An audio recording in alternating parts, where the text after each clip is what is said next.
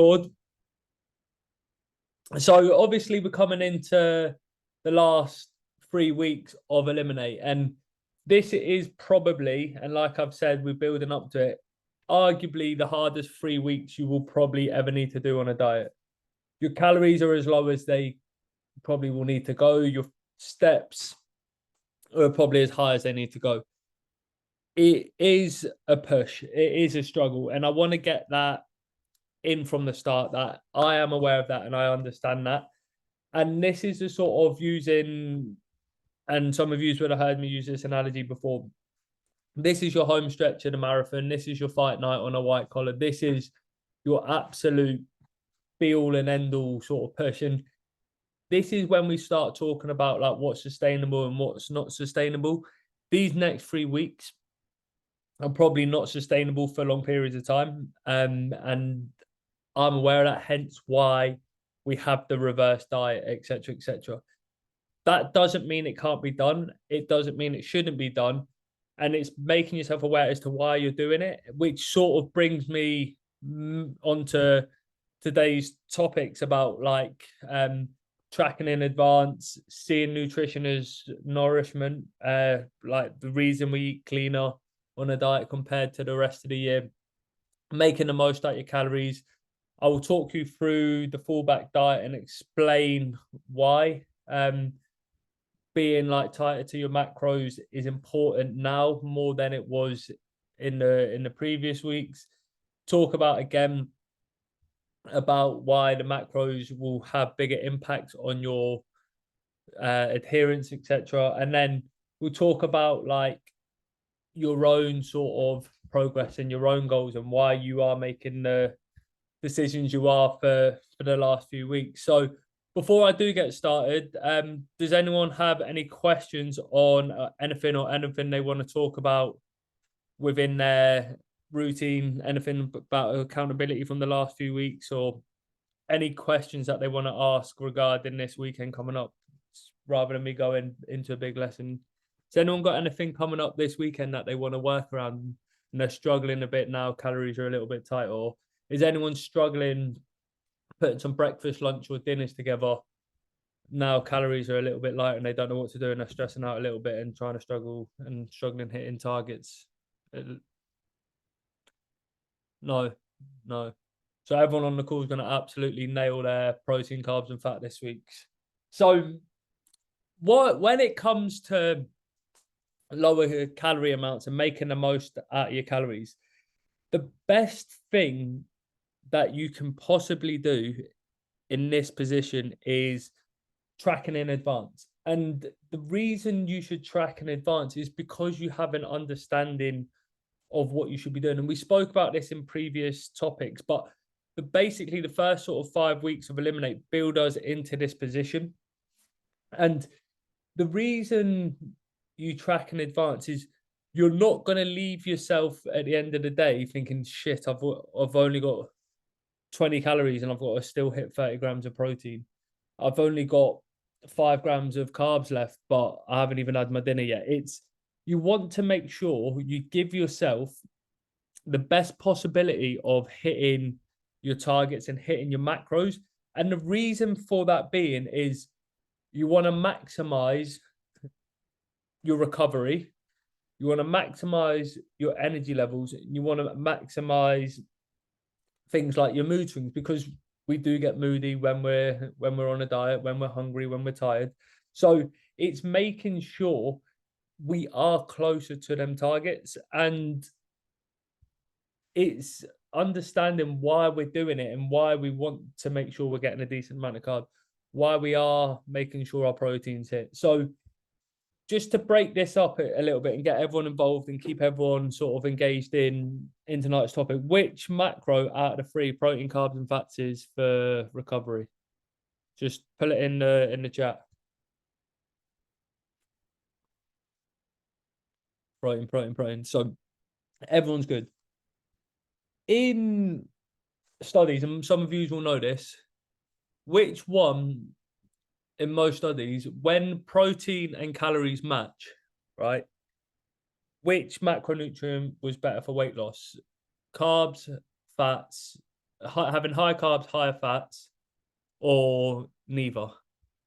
Which one was better for weight loss? When protein and calories match, which one's a better macronutrient for weight loss? Carbs. Less carbs, carbs, carbs. So again, unsure. So studies have actually shown that there's no difference for fat loss and weight loss between carbs and fats when protein and calories match. So that's all well and good. But these studies, so people talking to me about carbs and energy, and someone asked me today if they need to have carbs and should they drop them if they want their weight to drop quicker. This is why I'm coming onto it. But these studies are done on like general population. So this could be someone who's 9 to 5 in a desk job, doesn't go to the gym, doesn't do any running, doesn't do any weight training, etc., etc. So they're not using their carbohydrate sources. And the same with like someone who so they're not using their carbohydrate sources. So their weight loss in isolation without carbs and fats, their energy levels aren't being taken into account. For me personally, and from what I've seen, having a better carb to fat ratio split on a diet for someone who weight trains tends to see better results. For what reason? What's the role of carbs? Anyone? Stick it in the chat. Energy. What is, apart from being hungry and giving up and feeling what is one of the main reasons, then this is personal to you, what is one of the main reasons you have given up on diets before? You can put hunger in there if you want. Anyone, there's no right or wrong energy. Low energy, hunger, tiredness, low mood. Exactly. So for me, the reason I've crashed on diets and things before is I feel battered. I feel low on energy, struggled, I'm hungry, and things like that. So having a better carb split tends to give me a better adherence because I do get that little bit of a surge of energy.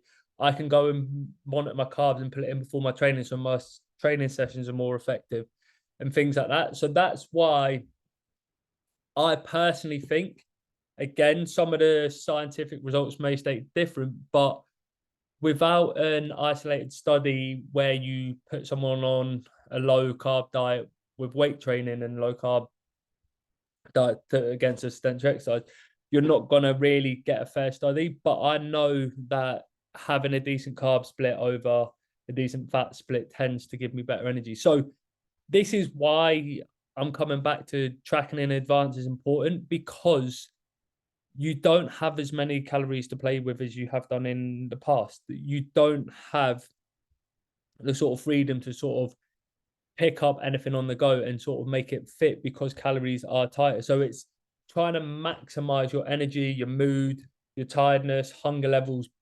And this is where I'm going to come on to and I'll run through it, is that fallback diet. Is if you were to put together a diet that makes things click and you're like, right, I want a high protein, low calorie breakfast. What are your options? Someone put in the chat again or speak up that a breakfast that's high protein, low calorie. And I want to see beige yogurt with protein powder, oats with protein powder, eggs. Yeah. So protein shake, banana, Greek yogurt. Yeah. So you're all coming there, and it's the three things that we always see: eggs, oats, or yogurt. So if we know them three things work, from our fallback diet, we can create something from there. And if we're using an example of like 0% fat Greek yogurt with protein powder, berries, etc., that becomes our safe haven. That becomes our fallback. So when we are pushing into these last final 3 weeks, it's like, right, that becomes our main option. We try and stick to that the best we can. It doesn't mean you have to eat Greek yogurt every day, but it's like, well, if I don't fancy Greek yogurt today, I'll have eggs. If I end up going out for breakfast and it's unplanned, I know for these final 3 weeks, it's probably best I make a decision that's eggs, oats, or yogurt over something like a full English because everything is a lot tighter. And it's the same with lunch. If I said to everyone, in fact, I'll do it just so we're not following my diet plan. Someone give me a high protein, low calorie lunch that they like. Stick it in. Let's see all the options. Chicken noodles, stir fry. Yeah. Fajita chicken with veg. Zoe, you've been with me for too long. It's literally my diet. Turkey mince, sweet potato rice. Yeah. Potato. So again, you're getting all the options coming in, and you'll see right within this group, even between the 14 of us on the call, everyone's putting in different options for lunch. So there's no right or wrong way of doing this. The idea is you create something that you know works for you. And if you can create a fallback diet and go off the example in the group, is anytime you're busy, anytime you're stressed, you go back to this. And it's like, I've heard some people say, I haven't had a chance to like track in the past or things like that, or I've just come back from bank holiday weekend, come away from a wedding, whatever it may be. And it's like, oh, so I didn't really know what to eat. Or I was away at the weekend and I couldn't track my food because I didn't have scales in my fitness pal, so I didn't know what to eat. Well, you stick to what you would eat if you were tracking. You stick to what you know works. And the lower your calories get, the closer you get to an end of a diet. That becomes more apparent and more important. And I say to people, tracking food and not tracking food has the same effect on your body. If you ate, let's pick one of the things here, turkey mince with sweet potato, your body doesn't know whether you've tracked that or not. It's going to have the same impact on your body. The reason we track is to make sure we are aware that we are within that calorie. So the idea is creating something that works for you so that when you are in a position you can't track, when you are stressed, when you do have limited time to go to the shop and pick, you go and be like, right, I'm going to pick this. This is what works for me. This gets the job done. And that is important to have. So that fallback diet can be run when you come back from a holiday, after a bank holiday weekend, when you've had a bigger weekend than expected, and you're like, right, I need to just get back on track. I'm going to go back to the thing that I know works. Every time I do this, it brings my weight back down. And this is the same thing that I do when I go into any sort of diet phase for holidays and photo shoots. I go back to this fallback diet, and it's the same thing I've rinsed and repeat for the last 10, 15 years. It's like, it works for me and it gets me settled. And it's sort of my trigger to be like, right, you're turning up the volume on your training. You're turning up the volume into going into your cut. It's like, get started with this, get yourself into routine, get weight coming down, make sure you're hitting everything. And then once, for example, like having that chicken fajita lunch, if I don't fancy that chicken fajita lunch and I fancy something different, I'll go and have it, but I'm aware and I'm in and around the calories. Like today, I had tuna pasta for lunch instead of my usual chicken fajitas, and that's okay because it was the same amount of calories and same amount of targets. But if my weight was stressing and I wasn't going in the right direction, I would go back to what I knew worked, and that's my safe haven. It's like it always works for me. So that's the idea of, and the reason as well why I came onto that, and the reason it works for me is because one, I hit my protein target. 2, it hits my carb target. 3, it hits my fat target. I know how long it takes me to make. I know the foods I need to buy. It also gives me satisfaction from a mental point of view that I know it works, which is important when on a diet, because we do question things on a diet when our weight goes up and things don't move as quick as we want. But if we know it's enough food, therefore we can tell ourselves we're getting enough energy, tell ourselves that we're feeling full, we don't need the other snacks because we've done it before, we know it works. So there's so many benefits to having a fallback diet, and that is something that will work year on year on year. And even like I said, from the example, you can pick and choose from it. So when calories change, or when you've got busy periods or less busy periods, you'll see. So from when I have like oats for breakfast, I can't remember the example I used, but I tend to have like 75 grams all year round. If I'm trying to put on some weight, I'll take that up to 100 grams. If I'm trying to lose weight, I might take that down to 50. With my chicken fajita salad, the best part of it is chicken, peppers, courgettes, etc., and half a packet of rice. If I'm trying to put on weight, it becomes a full pack. If it becomes I'm trying to lose weight, I might change that to a salad. Same with bolognese. I don't actually really have a bolognese as much anymore. I try and change it up. But in the best part of a diet, I might have it with a side of veg. With trying to put on weight, I might have it with potatoes. And it's the same thing, is you might start with like 250 grams of potatoes. So your carbs drop, take it down to 200, then 150. And then you get to a point where, like, for example, porridge, where it's like it goes under, say, like 40 grams. Anything less than that, there's no point in having it.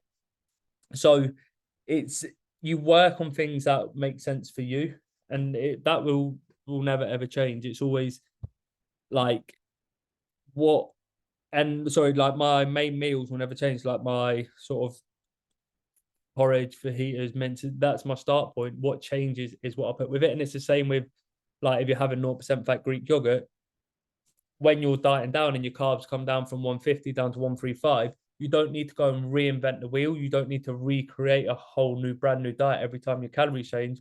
You just take the banana out your yogurt, and therefore you've dropped your 15 grams of carbs. And it just makes things a hell of a lot easier in order when food changes. So that should cover the best part of why macros are important and your fallback diet. The next thing is, for the last 3 weeks, you want to see nutrition as nourishment, and you want to see nutrients as the most important factor. So that includes your lean meats, your fruit, your veg, and you want to be getting the majority. People say 80%. I'd push up as far as I could on the last 3 weeks of a diet of getting my nutrients in, to be the biggest important factor in staying full, feeling energized. And you've probably heard it before, like people say, like, the cleaner you eat, the better you feel. And that is because of the role of the micronutrients, and that is what they do to the body. They regulate your hormones, your blood flow, make you feel full and make you feel energized. So all these sort of like things that you've been sneaking in or trying to get through and trying to get in that 20%, make sure you're nailed on with that 80% first. Make sure you are getting all your nutrients in. And then by the end of it, if you've hit your fiber at 20, 25 grams plus, and you've still got some calories to play with, you've hit your protein, your fiber at 25, hit your protein, your fibers at 20 grams plus, and you're within your calories and you've still got snacks to play with, that's when you add them in at this stage of a diet. So that's what you want to do. And plus, if your carbs and fats are up and down, so's your energy levels, so's your weight. It makes sense as to, like, if we saying carbs is energy, and one day, and we know the role of carbs is energy, if one day it's at 140 and the next day it's at 110 and then it's back up to 130, and you're saying your energy levels are up and down, it makes sense. Do you know what I mean? You're basically saying you're fluctuating your energy source, but not expecting your energy levels to fluctuate with that. So get tight. I try, and I'll give you this as an example. Let me share my screen. Let me see if this works. Let me move this. Where's my... So this is what I done sort of going into my photo shoot end of the start of this year. So start of the year, 2nd of January, obviously heightened fluctuation because of New Year. But you'll see I had targets of like 220, 250 grams. So you'll see 1, 2, 3, 4, including the Monday on it. Weekend, Friday, Saturday, Sunday tends to be a little bit off. And this is same again, Monday to Friday on it, Friday, Saturday, Sunday off. The closer I get towards my diet, you'll start seeing them 4 days on with 3 days off starts becoming 5 days on with 2 days off. Tighter and tighter again. then I really turned it up because I was coming close to my holiday, my photo shoot. It becomes sort of 5 days nailed on, 6 days nailed on, 1 day off. And even when I'm off the targets, I'm having food a little bit different because I fancied something a little bit different, or I might have been out, or fancied an extra snack. That all fit in and around, and the calories were never too far away. And then that's me going into my holiday there. So you'll see there's different stages to a diet, and some of you probably again would have heard this before, is you've got your initial phase where you're learning into your diet, you're making sure things fit, you're trying to find your protein, you're trying to find your balance of food, trying to enjoy what you want in terms of that fits your plan. And then you've got that second phase where it's like, right, you're on target, your Monday to Friday is nailed, but you're still being that little bit more flexible with the weekends. It's like you've got a meal out, you just sort of write it off as a meal out, or you just think, right, I'm good in the week, I'll make it up with extra steps, etc., etc. And then you've got the final phase where you do push boundaries a little bit. You do sort of allow yourself that little bit more of a challenge because you want the kind of results that you've never had before. You want to get to that position that you've never been. And in order to do that, obviously, like they say, you need to do things you've never done. And that comes down to having a plan at the weekend, being a lot more sensible during the week, and making them smart decisions and making the most out of them nutrients. And it comes down to, like, as well, steps. It's like if you're sat down in a house and your target's 11,000 and you know you can go out and get that 4, the difference between now and the previous weeks is previously you might have been like, right, I'll make sure I'll make it up at the weekend.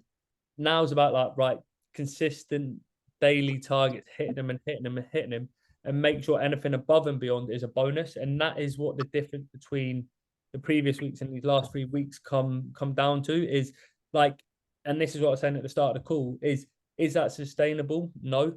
But is training for a marathon sustainable? Is running 18 miles and 20 miles, 22 miles, 24 miles in the lead up to your 26 miles sustainable? No, you can't do that every single week, but you do them final 3-4 weeks of training in order to get to your goal at the end. And that is where you're at. And this is what it comes down to, is like, it is personal preference. Some people won't want to do that, and that's okay. If you don't want to get to the point of pushing yourself that little bit harder, making sure you get all your steps in, making sure nutrition's nailed, making smart decisions at the weekend because your results don't mean as they're not as important to you as sort of like the balance on the other side, then that's okay. And you accept a slower rate of fat loss, you accept that your results may not be the absolute best you can bring, but you found that social life balance, and that's where you're at. If you're someone who wants to bring that little bit more and that little bit better, then again, that's fine. You know, you can push yourself that little bit more. Like I said, I like to always relate it back to something which is less taboo. And if you're training for that marathon, this is you pushing into them final few stages. It's like, that is personal preference. Not everyone will want to. If we use a marathon, some people's goal is to complete the marathon. Some people's goal is to complete it in a certain time. And the people that want to complete the marathon in a certain time are going to push themselves that little bit harder, try that little bit more, do these extra sessions to ensure that they're on track. And there's no right or wrong. The people that wanted marathon just to complete the distance achieved their goal. The people that wanted to complete it in a certain time achieve their goal. Everyone's goal is different. It's personal preference.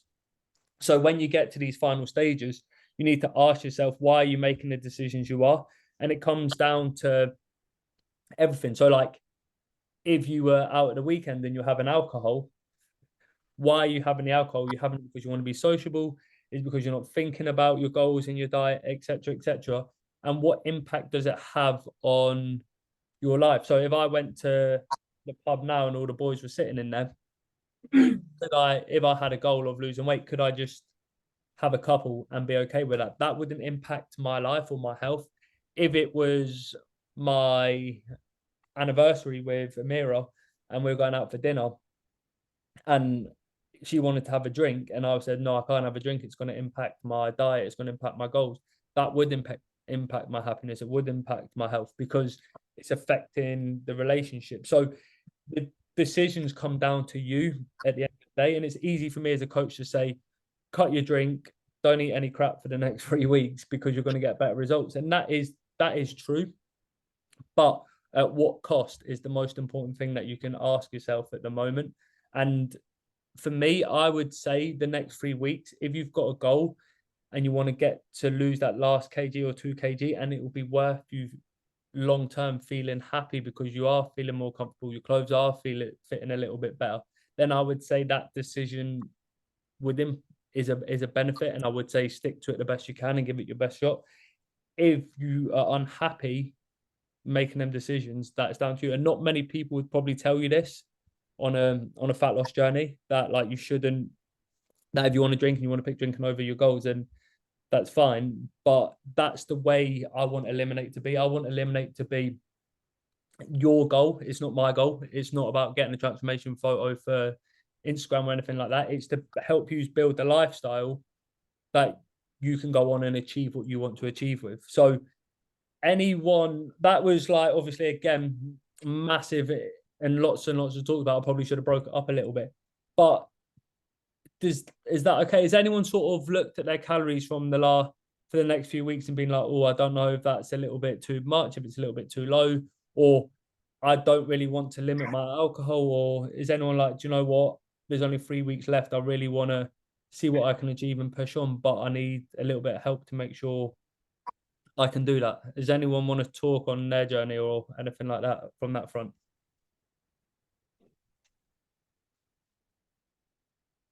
I think the only thing for me is that the next 3 weekends are probably three of my busiest weekends with weddings, 30ths, like another hen do. Yeah. Again, like speaking to you, Zoe, it is a little bit different. Do you know what I mean? Like you're probably in a position where you're quite happy. Do you know what I mean with how you look? I would be. Do you know what I mean? So it is a little bit different for you because you're probably at a stage of maintenance. So a decision for you now, but it's apparent to everyone else, is what's more important to you right now? Is it going to these 30ths, these hen dos and the wedding and enjoying yourself without going backwards? Or is it, do you know, like, no, I want to keep making progress? Knowing you and knowing you personally, I'm sure it will be like, do you know what, if I can make progress through the week, maintain through the weekend, I would be over the moon with that. And it means you can fit in with your social side. So like, correct me if I'm wrong there, would you say that's probably about right? Yeah. So for me, you'd see like your calories have dropped for the last 3 weeks. That's probably a good thing with these things coming up. So it would be on this front, be that little bit tighter in the week, just so your weight ticks down. For probably, so like if we said your goal was maintenance, it would tick down through the week, and then at the weekend you'd probably have that little bit more food. Your weight will probably go up over the weekend, but throughout the week it'll be at maintenance, and that would probably be a good suggestion. Again, with yourself, it's asking yourself the question of, can you go to these things and enjoy yourself if there's things like Jaeger bombs and tequila rose flying around, and you're like, well, I've got a goal. If I don't really need to drink this, like, do I need to go and get like hammered off my face? Will it be any benefit to me? Then you, if it is, and you want to be like, you know what, I just want to let my hair down and enjoy myself, and having these shots is more important than my progress, then that is your personal preference and your goal. If it's like, do you know what, I've enjoyed myself, I've been at the wedding all day, I've not had to track my food, I've had a bottle of wine, really enjoy myself, I'm in a good mood, them extra shots won't benefit my night or make my happiness for tonight any better, but it will affect my progress, so I'm best avoiding them. Again, that would probably be a better decision, but that comes down to you and your progress. So it comes down, and this is why I have these calls, because there's no generic right answer. It is sort of personal preference with guidance. So for you, I would probably say stick to the same drink, avoid unnecessary shots, and be smart in the day with your food. Your food, again, probably won't change too much to your week. It will be light, like yogurt, eggs, etc. for breakfast, a decent lunch, like salad, frittata, whatever, for stir fry, and then go and enjoy your evening. Do you know what I mean? That's what I would do. And I'd be happy with that. But I wouldn't go to these events, drink, and expect to make, if I go into that weekend expecting to stay at maintenance and I didn't make progress, I wouldn't be annoyed with myself. I would accept that's what the decision I chose, and I'm happy with that because what I wanted to do was maintain over the weekend. Yeah. Anyone else with anything coming up this weekend or want to talk about? Is everyone happy with? Again, I know like some people like to sort of let everyone else speak first, but decisions with like breakfast, lunch, dinners. Anyone sort of unsure how to make the most out of their calories? Is anyone unsure how to get all their fiber in? So a big thing to check this week is your fiber and making the most out of your calories. So you'll see in the welcome pack there is guidance on how to make the most out of your calories. But if you think making the most out of your calories is basically hit your protein, hit your fruit and veg, your salad, and then add everything else in. And don't be shy in adding more fruit and veg in and more salad. It's like the volume of your dish might look bigger. So using that example I used earlier when I used my chicken, peppers, courgettes, etc. When I have it with half a portion of rice, it's a normal portion size. When I'm on a diet and I convert that into a salad, I need a bigger lunchbox. It genuinely doubles in size and portion, but the calories half. I take away 200 calories from the rice and bulk it up with about 30 calories of salad. But the volume itself is twice as much. And that is how you're going to feel full. How many of you have eaten a salad and been like, no, that was a big salad, I feel full? And gone to do it and you've probably been like, do you know what, that was probably only 300 calories. I know there's a few nods. Yeah. Yeah, Kaylee. Again, it's like Kaylee's just asked a question on tips how to increase fiber while on the lower calories when the focus is protein. Literally, what I said there, Kaylee, is like your protein's important, probably the most important thing because it's the most satiating nutrient, meaning like keeps you fuller. And then I would make sure I look at my veg, salad, and carbs first. So I'll run through each meal setting. So breakfast, if we used, I'll do for example, yogurt would be my protein source. Whey protein would bump up that protein. Then I would smash in lots of like blueberries, raspberries, etc. Blueberries, raspberries, really high in fiber. Go well with yogurt. I've hit my protein. I've hit my fiber and got the anything extra like say for example powdered nuts and seeds or bananas, etc. They're all extras, but the main basis would be your yogurt and your berries. The same if you were to do eggs, and how to maximize your calories in your eggs would be rather than 3 whole eggs, 2 whole eggs, it'll be like maybe 1 whole egg or just egg whites. The way you'd bump up the protein in that is like either extra egg whites or eating cheese.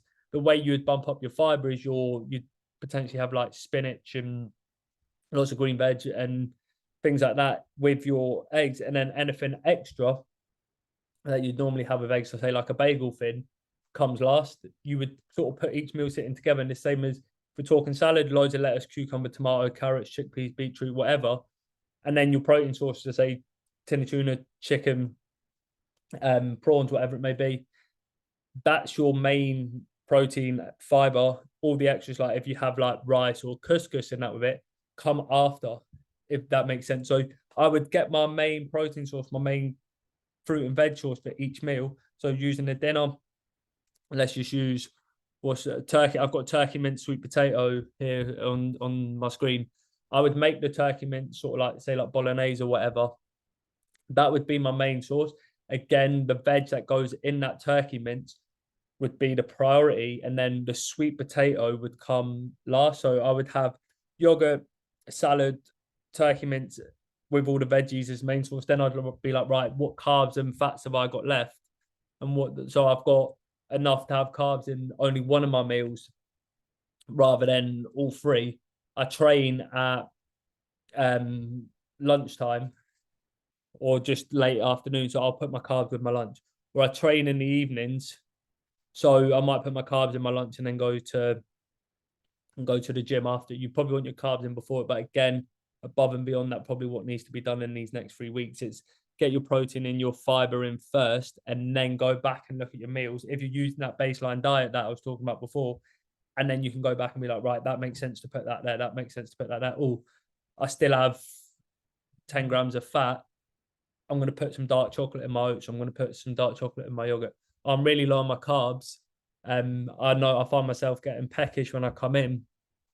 I don't really need another snack throughout the day. I might just have a banana before I train, or I might have a little bagel thing with jam when I come in to stop me snacking, or I'll push something into after my dinner because, or like I'm really low on my protein. I still have 200 calories. I'm going to have a protein chocolate pudding after my dinner because it's going to stop me going to the sweet cupboard. Does that make sense? Yeah, no, it does. Yeah. Yeah. So I just checked my fiber and I'm about 17 grams per day, so not too far off. Yeah. What do you have for breakfast, Kaylee? Really enjoying a bagel fin with cream cheese and smoked salmon at the moment. Yeah. As breakfast number one. Yeah. Stick some spinach on that if you want, and then that'll take your fiber. What do you have? Do you have like yogurt or anything like that throughout the day? Yeah, so breakfast number two or snack, I have some Greek yogurt with strawberries and blueberries at the moment. Yeah, and how many, like, and a simple way is look at MyFitnessPal, look at your foods highest in fiber, or look at your foods in fiber and just have a bigger portion of it. So if you're having like 25 grams of strawberries, just have 50 grams. And it's such a simple thing that's overlooked. Same with protein. Amount of times I see people that I don't know how to up my protein. I'm like, you're having 100 grams of chicken, just take that up to 150. You literally add in another half of or a third of what you're already having. Yeah. So have a look at that. Look at your food already high in fiber. Look at and think, can I have a bigger portion of that? If that means you're having 3 punnets of strawberries with your yogurt, it doesn't make sense. So then you would pull it in with, like I said, spinach in with there, or more veg in with your lunch or your dinner. But 17 grams is pretty good, Kaylee, to be honest, especially on low calories. Yeah, it's a lot better. I was about 9 grams maybe a couple of weeks ago. So yeah, doing well. We'll get increasing it slowly, which is good. Good. Yeah, it's just looking at the little things, and a lot of things comes down to like that they seem almost obvious when someone says it, but it does take someone to say it for you to do it. So yeah, just look at your protein, look at your carbs, look at your fats and things like that, and just think MyFitnessPal is pretty good for you seeing where you're at and seeing where you need to change. If you see foods like really high in fat, you can either drop the portion size out or swap it for a lower fat alternative. That's such an easy way to do it. And that's what I was saying about the fallback diet is it means you don't have to overhaul your diet every single time you make a change. It's like, well, I just change what I've already got. And the more you do it, the easier it becomes. It's like, for me, tracking my whole day's food takes about 1.5 minutes now. And people are like, well, how do you do it so long? How do you do it so quick? I was like, I've been doing it 15 years. If it took me any longer, I'd probably be embarrassed. Do you know what I mean? It's like, any meals that I have, I've put into MyFitnessPal, I saved it. It just takes time and experience. It's like, I know, like, if I needed to up my fiber, I could. If I needed to drop my fiber, I know what I take out because I've been doing it for so long. I'm aware what foods I eat that are highest and lowest in everything. Right, I will probably wrap up there. The main thing is to take away from these last 3 weeks is remember it is temporary. Like these last 3 weeks are temporary. If you look at weeks 9 and 10 on your spreadsheets, you will see food goes up. Food will go up at that week. You're not going to extend it. This 3 weeks is a challenge. It's meant to be a challenge. So give it your all. Remember, everything comes down to your decision. That doesn't mean give up at the first sight that you're hungry or you're tired. If you're hungry and tired on a diet, good. And I mean that. It means it's working. If you're not hungry or tired on a diet, I'd be worried. So, yeah, it's temporary. Don't worry about it too much. It will end. Give it your best shot. When it comes to weekends and decision making and things like that, remember it is personal to you. I could have got away with probably not saying that to you guys, but I genuinely care about your long-term health with food and weekends and things like that. So I know a lot of people don't like speaking up on the call. So please do speak up if you want anything or do message me. What I am going to do, and I put it into the last Eliminate and it worked really well, is a call, like a catch-up call. I've made it part of the process of Eliminate, so everyone will get a chance to book in a one-to-one chat with me and talk about their progress and going into the last 3 weeks. I will do the calls from probably this week and next week, most likely to be on Thursdays because it's the only time they have a little bit of spare time. So I'll put all that in the group anyway. So don't worry too much about that. And the last thing is what I would do. I would limit alcohol and sort of non-nutrient dense foods over the next 3 weeks if I did want to make progress. But again, that is personal preference to you guys. So let me know do what you want to do on that. But I would be limiting alcohol and food just for the last 3 weeks to make the most out of my sort of calories, etc., etc. And anyone who wants to do cardio is up to you.